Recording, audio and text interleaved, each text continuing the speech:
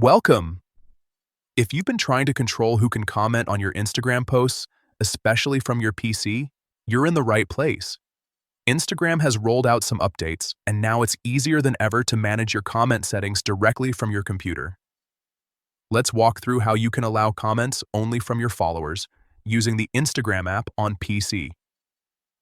First, go ahead and open the Instagram app on your computer. Once it loads, make sure you're logged into your account. Take a second to look around if the layout feels new. Instagram has made a few design changes recently. Next, look down at the bottom left corner of your screen. You'll see three horizontal lines, also known as the menu icon. Click on those three lines to open up more options.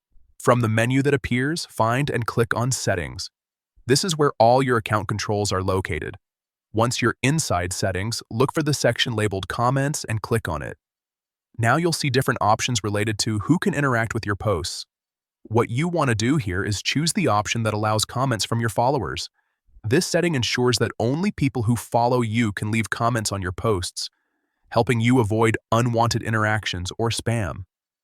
After selecting your followers, your changes should apply automatically.